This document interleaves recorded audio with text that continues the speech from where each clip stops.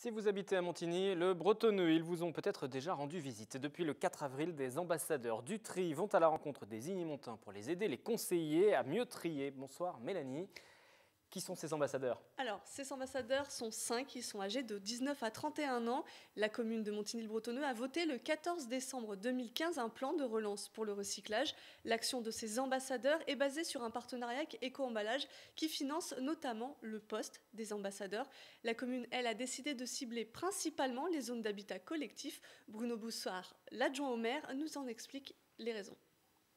S'ils ont le mauvais geste, s'ils font un mauvais tri, ils vont polluer le bac jaune et du coup ce sont tout de suite des grandes quantités, alors qu'en zone pavillonnaire, l'habitant il a un bac pour 2-3 personnes, mais en collectif le bac il fait 660 litres et du coup il recueille les objets de plusieurs familles.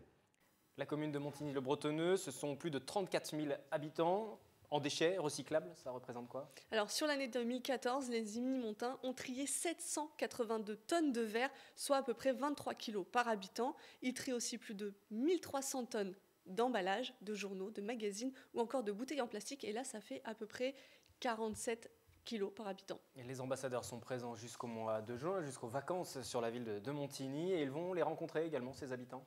Ils vont les rencontrer, ils sont là tous les jours, du lundi au vendredi, ils font du porte-à-porte dans les zones d'habitation collective. Comme je disais, ça représente à peu près 10 000 foyers. Ils passent entre 16h et 19h30, les habitants sont informés. En cas d'absence, ils font un second passage et lors de leur visite, ils proposent aux Igny-Montins un petit questionnaire pour cibler les erreurs de recyclage, mais aussi ça permet de faire remonter à la commune les besoins des habitants, les difficultés qu'ils rencontrent pour trier.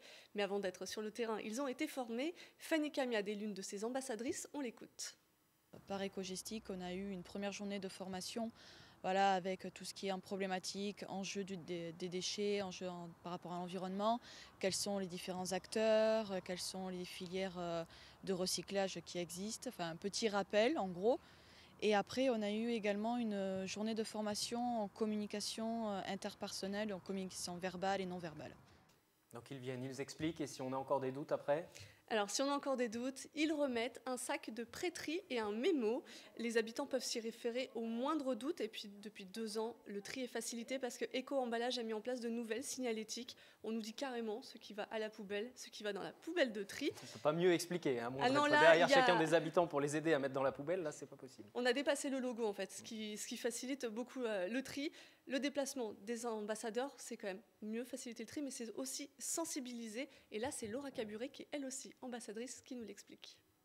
Le fait de trier, ça va économiser les matières premières en fait.